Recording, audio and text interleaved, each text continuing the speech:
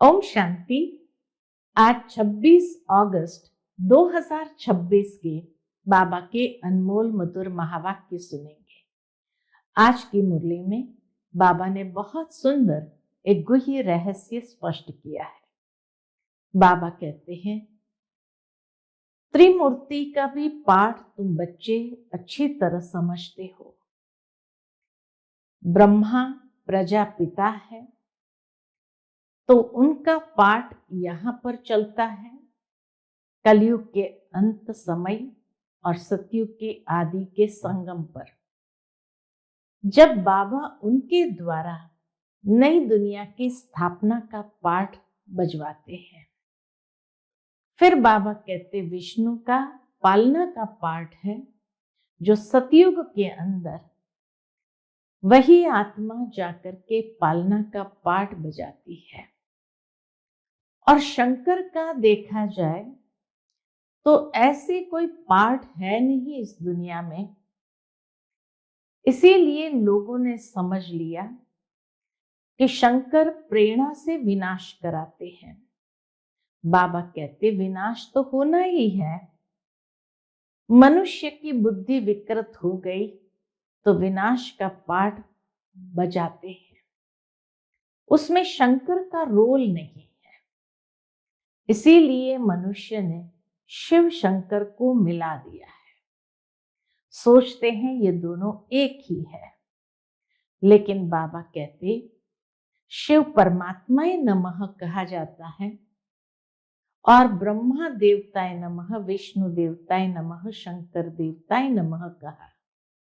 तो देवता और परमात्मा में बहुत बड़ा अंतर है, जिसको अच्छी तरह से तुम्हें समझना है और अनेकों को समझाना भी है। तो इसीलिए बाबा कहते हैं ये त्रिमूर्ति का पाठ भी क्या है तुम बच्चे अच्छी तरह से जानते हो। तो सुनते हैं आज के बाबा के अनमोल मधुर महावाक्य। ओम शांति। मीठे बच्चे, तुम गारंटी करते हो कि हम अपने ही योग बल से इस भारत को स्वर्ग बनाएंगे। वहां एक धर्म एक राज्य होगा। आज की मुरली से प्रश्न है, माया के किस विघ्न से सेफ रहने वाले बहुत अच्छी कमाल कर सकते हैं? उत्तर है, माया का सबसे बड़ा विघ्न है देह अभिमान, और देह अभिमान में लाकर एक दो के नाम रूप में फंसाना, यह है माया का सबसे बड़ा विघ्न। जो बच्चे इस विघ्न से सेफ रहते हैं, माया के धोखे से बचे रहते, वे बहुत कमाल कर दिखाते हैं। उनकी बुद्धि में सर्विस के नए नए ख्यालात चलते रहते हैं। सर्विस में उन्नति तब होगी जब देही अभिमानी होंगे। ओम शांति। बाप आए हैं रूहानी बच्चों को श्रीमत देने। यह तो बच्चे जानते हैं कि थोड़े समय के अंदर ड्रामा प्लान अनुसार सारा कार्य होना है। हम रावणपुरी को विष्णुपुरी बनाते हैं। अब बाप भी गुप्त तो पढ़ाई भी गुप्त है। सेंटर्स तो बहुत है, छोटे बड़े गांव में सेंटर्स है और बच्चे भी बहुत हैं, और भी दिन प्रतिदिन बढ़ते जाएंगे। लिटरेचर में भी लिखते हैं कि हम इस भारत भूमि को स्वर्ग बनाकर छोड़ेंगे। शुरू शुरू में लिटरेचर में भी ये बात लिखते थे। तुमको ये भारत भूमि बहुत प्यारी है। क्यों?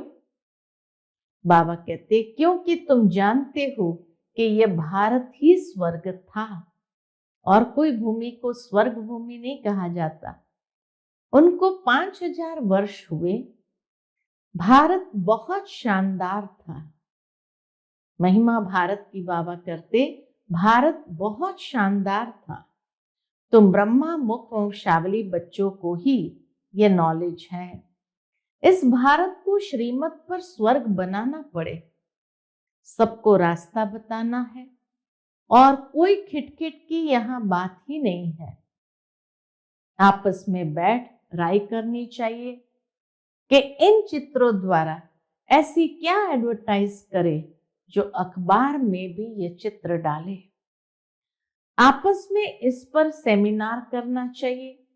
जैसे उस गवर्नमेंट के लोग आपस में मिलते हैं, राय करते हैं, तो भारत को हम कैसे सुधारें। यह जो इतने मतभेद हो गए हैं, उनको आपस में मिलकर ठीक करें और भारत में सुख शांति कैसे स्थापन हो। ऐसे तुम भी रूहानी पांडव गवर्नमेंट हो। यह बड़ी ईश्वरीय गवर्नमेंट है। तो बाबा कहते जैसे वो गवर्नमेंट भी आपस में राय करती है, तो यह भी बड़ी ईश्वरीय गवर्नमेंट है। पतित पावन बाप ही पतित बच्चों को पावन बनाकर पावन दुनिया का मालिक बनाते हैं। ये राज तुम बच्चे जानते हो। मुख्य है ही भारत का आदि सनातन देवी देवता धर्म। यह है रुद्र ज्ञान यज्ञ। रुद्र कहा जाता है शिव बाबा को। अब तुमको बाप ने आकर जगाया है, तुमको फिर औरों को जगाना है। ड्रामा प्लान अनुसार तुम जगाते रहते हो। अब तक जिसने जैसा जैसा पुरुषार्थ किया है, उतना ही कल्प पहले भी किया था। तुम्हारी रूहानी युद्ध है। कभी माया का जोर हो जाता है, कभी ईश्वर का। ये रूहानी युद्ध है, तो कभी माया का जोर हो जाता है, कभी ईश्वर का। कभी कभी तो सर्विस अच्छी तेजी से चलती है, कभी कई बच्चों में माया के विघ्न पड़ जाते हैं। माया एकदम बेहोश कर देती है। लड़ाई का मैदान तो है ना। बाबा कहते लड़ाई का मैदान तो है ना। माया राम की संतान को बेहोश कर देती है। माया क्या करती है? इस लड़ाई के मैदान में राम की संतान को बेहोश कर देती है। शास्त्रों में दिखाया है, लव कुश की कहानी भी है ना। राम के 2 बच्चे दिखाए हैं, यहां तो बाबा के ढेर बच्चे हैं। इस समय सब मनुष्य कुंभकर्ण की नींद में सोए हुए हैं, अर्थात अज्ञानता की नींद में सोए हुए हैं। वे यह भी नहीं जानते कि परम पिता परमात्मा आया है बच्चों को वर्षा देने। बाप भारत में ही आते हैं, ये बात बिल्कुल ही भूल गए हैं। भारतवासी ही स्वर्ग के मालिक थे, इसमें कोई शक नहीं कि भारत ही स्वर्ग था और भारतवासी ही स्वर्ग के मालिक थे। परम पिता परमात्मा का जन्म भी यहां होता है, तब तो शिव जयंती भारत में मनाते हैं, तो जरूर उसने कुछ आकर किया होगा। बुद्धि कहती है कि जरूर बाप ने आकर स्वर्ग की स्थापना की होगी। प्रेरणा से थोड़ी स्थापना करेंगे। यहां तो तुम बच्चों को राजयोग सिखाया जाता है, याद की यात्रा सिखाई जाती है। प्रेरणा में कोई आवाज नहीं होता। समझते शंकर प्रेरणा से विनाश करता है, परंतु इसमें प्रेरणा की बात नहीं। तुम समझ गए हो कि ड्रामा में इन्हों का पार्ट ही है मुसल बनाना। शंकर ने प्रेरणा की इसीलिए मुसल बनाया, ऐसा नहीं। बाबा कहे तुम जानते हो ड्रामा में यहूदियों का पार्ट ही है मुसल बनाना। वे विनाश अर्थ निमित्त बने हुए हैं। प्रेरणा शास्त्रों का अक्षर है, इसमें प्रेरणा की तो बात ही नहीं है। ड्रामा अनुसार विनाश तो होना ही है। गाया हुआ है महाभारत लड़ाई में ये मुसल आदि काम में आए थे। जो पास्ट हो गया है वह फिर रिपीट होना है। तुम गारंटी करते हो कि हम योग बल से स्वर्ग की स्थापना करेंगे। वहां एक धर्म होगा तो दूसरे सब धर्म कहां होंगे? वहां एक धर्म होगा तो बाकी सब धर्म कहाँ होंगे, जरूर विनाश हो जाएंगे। ये समझने की बात है। गाया हुआ है ब्रह्मा द्वारा स्थापना, विष्णु द्वारा पालना तो ठीक है, लेकिन शंकर को तो शिव के साथ मिला दिया है। ये रॉन्ग है। शिव शंकर कह देते हैं क्योंकि शंकर तो कोई काम नहीं करते हैं, तो शिव से मिला दिया है। इस 5 तत्व की दुनिया में आकर के 5 तत्वों का शरीर धारण नहीं करते हैं। जिस तरह ब्रह्मा को शरीरधारी दिखाया है, विष्णु को भी शरीरधारी दिखाया है, वस्त्रधारी दिखाया है, शंकर को हमेशा निर्वस्त्र दिखाया गया है। अर्थात इस साकार दुनिया के अंदर साकार सृष्टि के ड्रेस को धारण नहीं किया है, तो शिव से मिला दिया है। परंतु शिव बाबा कहते हैं मुझे तो बहुत काम करना पड़ता है। शिव बाबा तो भक्ति मार्ग में भी बहुत काम करते और संगम पर भी आकर बहुत काम करते हैं। भक्ति में भक्तों के मनोकामना को पूर्ण करते हैं, साक्षात्कार कराते हैं और संगम युग पर आकर नई दुनिया की स्थापना कराते हैं। तो बाबा कहते सबको पावन बनाना पड़ता है, फिर नई दुनिया में जाने के लिए पावन बनाना पड़ता है। मैं इस ब्रह्मा तन में प्रवेश कर इस साकार द्वारा स्थापना का कार्य कराता हूं। शंकर का तो कोई पाठ है नहीं, शिव की पूजा होती है। शिव ही कल्याणकारी झोली भरने वाला है। शिव परमात्मा ही नमः कहते हैं ना। ये ब्रह्मा भी प्रजापिता ठहरा। ब्रह्मा सो विष्णु, विष्णु सो ब्रह्मा, ये तो बड़ी गुह्य बातें हैं। ये सिर्फ तुम बच्चे ही जानते हो। सेंसिबल बच्चों की बुद्धि में ज्ञान झट समझ में आ जाता है। मनुष्य को कुछ भी समझ नहीं है कि पतित पावन बाप कब आएंगे। अब तो कलयुग का अंत है। अगर कहते हैं कि कलयुग के अंत में 40,000 वर्ष पड़े हैं, तो अभी कितना और पतित बनेंगे। 40,000 वर्ष में तो कितनी गिरावट आएंगी, कितना दुख सहन करेंगे।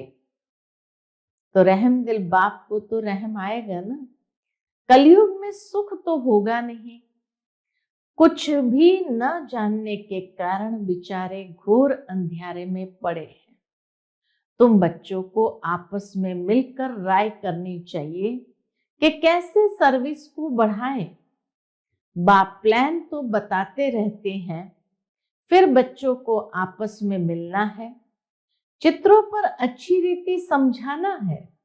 यह भी ड्रामा अनुसार चित्र बनते जा रहे हैं। बच्चे जानते हैं कि जो जो समय पास होता जाता है, हूबहू ड्रामा चलता रहता है। बच्चों की अवस्थाएं तो कब ऊपर कब नीचे ये चलता रहेगा। बाबा भी साक्षी होकर देखता है। कभी कभी बच्चों पर ग्रहचारी बैठती है, तो उनको मिटाने के लिए प्रयत्न कराते हैं। बाबा घड़ी घड़ी कहते हैं कि बाप को याद करो, लेकिन देह अभिमान में आ जाते हैं, इसलिए ठोकरें खाते हैं। इसमें देही अभिमानी बनना पड़े, परंतु बच्चों में देह अभिमान बहुत है। बाबा कहते बच्चों को देही अभिमानी बनना पड़े बाबा को याद करने के लिए, परंतु बच्चों में देह अभिमान बहुत है। तुम देही अभिमानी बनो तो बाप की याद रहे, फिर सर्विस की उन्नति भी होती रहेगी। जिनको उच्च पद पाना है वह सदैव सर्विस में लगे रहेंगे। तकदीर में अगर नहीं है तो तदबीर भी नहीं करेंगे। खुद कहते हैं कि बाबा हमको धारणा नहीं होती है, बुद्धि में नहीं बैठता है। धारणा अगर नहीं होती तो खुशी भी नहीं रहती है। धारणा हो तो खुशी भी रहेगी। बाबा के धारणा नहीं होती है तो खुशी भी नहीं रहती है। जिनको धारणा होती है तो खुशी भी रहती है, समझते हैं कि शिव बाबा आया हुआ है। बाप कहते, बच्चे तुम अच्छी रीति समझकर फिर औरों को भी समझाओ। कोई तो सर्विस में लग जाते हैं, पुरुषार्थ करते रहते हैं। तुम बच्चे जानते हो कि जो जो सेकंड बीतता है वह ड्रामा में नूंद है, फिर ऐसे ही रिपीट होता है। बच्चों को ही समझाया जाता है कि बाहर भाषण करते समय तो अनेक प्रकार के मनुष्य आते हैं।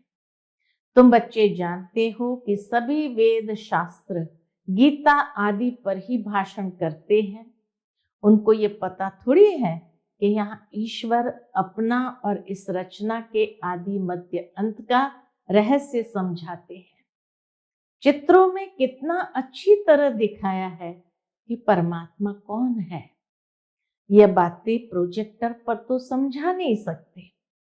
प्रदर्शनी में चित्र भी सामने खड़े हैं और फिर तुम समझाकर पूछ भी सकते हो कि अब बताओ कि गीता का भगवान कौन है, ज्ञान का सागर कौन है, पवित्रता सुख शांति का सागर लिबरेटर गाइड कौन है। श्री कृष्ण के लिए तो कह नहीं सकेंगे, परमात्मा की महिमा अलग है। पहले लिखना भी चाहिए, प्रोब लेना चाहिए, सबसे सही भी लेनी चाहिए। बाबा कहते पहले लिखाना चाहिए, लिखाने के बाद फिर जांच करनी चाहिए। प्रोब माना जांच करो, और फिर उनकी सही भी लेनी है कि जो लिखा है वो सही है। उसी समय हॉल में चिड़ियाएं लड़ रही है, तो बाबा कहते इस समय सारी दुनिया में लड़ाई झगड़ा ही है। अब आपस में लड़ते रहते हैं। 5 विकार भी मनुष्य में गाए जाते हैं। जानवरों की तो बात नहीं है। विशस वर्ल्ड और वाइसलेस वर्ल्ड मनुष्य के लिए गाया हुआ है। कलयुग में है आसुरी संप्रदाय, सतयुग में है दैवी संप्रदाय। मनुष्य इतने तमो प्रधान बुद्धि है जो बिल्कुल समझते नहीं है कि हम ही आसुरी संप्रदाय हैं। देवताओं के आगे जाकर गाते भी हैं, हम ही नीच पापी है। हम निर्गुण हारे में कोई गुण नहीं। तुम तो उन्हों को सिद्ध कर बता सकते हो। सीढ़ी के चित्र में बड़ा क्लियर है, दिखाया हुआ है कैसे चढ़ती कला है फिर उतरती कला है। भारतवासियों के लिए मुख्य है सीढ़ी का चित्र। यह है सबसे अच्छी चीज। इस चित्र पर बहुत अच्छा समझा सकते हो। 84 जन्म पूरे कर फिर पहला नंबर जन्म लेना है, फिर उतरती कला से चढ़ती कला में जाना पड़े। हर एक का विचार चलना चाहिए कि सबको रास्ता कैसे बताए। ख्यालात नहीं चलेंगे तो सर्विस कैसे करेंगे। चित्रों पर समझाना बहुत सहज होता है। सतयुग के बाद सीढ़ी उतरनी ही है। बच्चे जानते हैं कि अब हम ट्रांसफर हो रहे हैं, अब हम ट्रांसफर हो रहे हैं, लेकिन सीधा सतयुग में नहीं जाते। पहले शांति धाम में जाना है। तुम जानते हो हम पाठधारी है, बाकी तुम्हारे में भी नंबरवार है जो अपने को पाठधारी समझते हैं। इस ड्रामा के बाबा कहते तुम्हारे में भी नंबरवार है जो समझते कि हम पाठधारी है इस ड्रामा के। दुनिया में ऐसी कोई नहीं कह सकते कि हम पाठधारी हैं। हम लिखते भी हैं कि हर एक मनुष्य मात्र इस बेहद ड्रामा के एक्टर्स होते हुए भी ड्रामा के मुख्य एक्टर्स, डायरेक्टर और ड्रामा के आदि मध्य अंत को नहीं जानते हैं, तो वह बेसमझ है। इस लिखने में कोई हर्जा नहीं है। एक कान से सुन दूसरे से निकाल नहीं देना चाहिए। Service service service. बाबा जानते हैं कि बच्चों पर कभी ग्रहाचारी भी बैठती है। जब ग्रहाचारी बैठती है तो कितना नुकसान हो जाता है। वह बाप जानते हैं। शाहूकार गरीब बन पड़ते हैं, कारण तो होता है ना, बहुतों को बाबा समझाते भी रहते हैं, बच्चे नाम रूप में कभी नहीं फंसना, नहीं तो माया ऐसी है जो नाक से पकड़ खड्डे में डाल देंगी। माया बड़ा धोखा दे देंगी। आशिक माशुक यहां नहीं बनना है। आशिक माशुक कोई विकार के लिए बनते, दूसरे सिर्फ रूप पर फिदा होते हैं।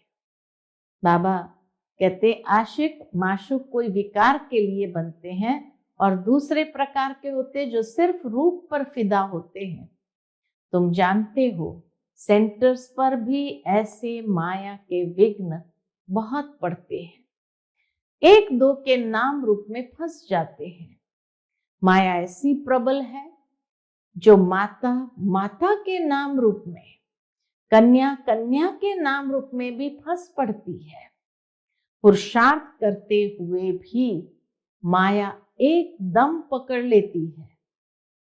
बाबा कलयुगी एक्सट्रीम को बता रहे हैं कि कितना कलयुग के अंदर माता माता के नाम रूप में, कन्या कन्या के नाम रूप में भी फंसती है। इसलिए बाबा सावधानी देते हैं कि बच्चे, माया बहुत फंसाने की कोशिश करेगी, लेकिन तुमको फंसना नहीं है। देह अभिमान में नहीं आना चाहिए। अपने को आत्म समझ बाप को याद करना है। माया के धोखे से बचते रहना है। तुम बच्चों को बाप गुलगुल फूल बनाने आए हैं। तुम्हें किसी बात में संशय नहीं आना चाहिए। अगर दिल में संशय आया तो सर्विस अच्छी तरह कर नहीं सकेंगे। अंदर गुटखा खाते रहेंगे। हिम्मत रखनी चाहिए, टाइम बहुत थोड़ा है। बाबा की मुरली सुनेंगे तो उत्साह में आएंगे। आत्म प्रकाश बच्चा ठीक रीति चित्रों पर अटेंशन दे रहा है। आज बाबा ने प्रेस वाले आत्म प्रकाश भाई को याद किया कि आत्म प्रकाश बच्चा ठीक रीति चित्रों तरफ ध्यान दे रहा है, अटेंशन दे रहा है। बॉम्बे वालों के भी दिमाग में आना चाहिए। मुख्य चित्र को पहले बनाना पड़े, जांच करनी चाहिए। बाबा डायरेक्शन देते रहते हैं कि कैसे चित्रों में उन्नति होनी चाहिए। ऐसी कोई युक्ति रचो जो सीढ़ी का चित्र एरोड्राम पर रखा जाए। ये चित्र देखकर सब खुश होंगे, आखिर समझेंगे कि इनको मत देने वाला कौन है। तो बच्चों को बहुत नशा चढ़ना चाहिए। सर्विस का बाबा कहे बहुत नशा चढ़ना चाहिए। अच्छा, मीठे मीठे सिकिलते बच्चों प्रति माता पिता बाप दादा का याद प्यार और गुड मॉर्निंग। रूहानी बाप की रूहानी बच्चों को नमस्ते। हम सब रूहानी बच्चों की रूहानी माता पिता बाप दादा को याद प्यार, गुड मॉर्निंग और नमस्ते। नमस्ते, शुक्रिया बाबा, शुक्रिया। आज की मुरली से धारणा के लिए मुख्य सार है। पहली पॉइंट, तुम बच्चे लड़ाई के मैदान में हो। माया रावण से तुम्हारी युद्ध है। माया बहुत विघ्न डालती है। बच्चों को बहुत सावधान रहना चाहिए। दूसरी पॉइंट, हर एक को अपनी उन्नति के लिए विचार करना है। चित्रों पर कैसे समझाएं, सर्विस को कैसे बढ़ाएं, चित्रों में ऐसा क्या डालें जो मनुष्य सहज समझ जाए। आज का बाप दादा का मधुर वरदान हम बच्चों के प्रति है। देह अभिमान के त्याग द्वारा श्रेष्ठ भाग्य बनाने वाले सर्व सिद्धि स्वरूप भव। देह अभिमान के त्याग द्वारा श्रेष्ठ भाग्य बनाने वाले सर्व सिद्धि स्वरूप भव। देह अभिमान का त्याग करने अर्थात देही अभिमानी बनने से बाप के सर्व संबंध का, सर्व शक्तियों का अनुभव होता है। यह अनुभव ही संगम युग का सर्वश्रेष्ठ भाग्य है। विधाता द्वारा मिली हुई इस विधि को अपनाने से वृद्धि भी होगी और सर्व सिद्धियां भी प्राप्त होगी। देहधारी के संबंध व स्नेह में तो अपना ताज, तख्त और अपना असली स्वरूप सब छोड़ दिया, तो क्या बाप के स्नेह में देह अभिमान का त्याग नहीं कर सकते हैं? इसी एक त्याग से सर्व भाग्य प्राप्त हो जाएंगे। बाबा कितना प्यार से बच्चों को समझाते कि इस एक त्याग से, देह अभिमान के त्याग से सर्व भाग्य प्राप्त हो जाएंगे। आज का स्लोगन है, क्रोध मुक्त बनना है तो स्वार्थ के बजाय निस्वार्थ बनो, इच्छाओं के रूप का परिवर्तन करो। क्रोध मुक्त बनना है तो स्वार्थ के बजाय निस्वार्थ बनो, क्योंकि जहां स्वार्थ है वहां क्रोध आता है। इच्छाओं के रूप का परिवर्तन करो। आज का अव्यक्त इशारा है, अपवित्रता के बीज को भी समाप्त कर संपूर्ण स्वच्छ पवित्र बनो। उसके अंतर्गत बाबा कहते, बाप के साथ आप सब ने भी पान का बीड़ा उठाया है कि पवित्रता द्वारा हम प्रकृति को भी पावन करेंगे। तो ये संकल्प पूरा करने के लिए बाप दादा चाहते हैं कि विश्व का हर एक बच्चा पहले लगाव मुक्त बने, चाहे साधनों से, चाहे व्यक्तियों से। साधनों को यूज करना और चीज है, लगाव अलग चीज है। तो बाप दादा हर बच्चे को पहले लगाव मुक्त बनाना चाहते हैं। बाप दादा पहले बच्चों को लगाव मुक्त बनाना चाहते हैं। अच्छा, ओम शांति।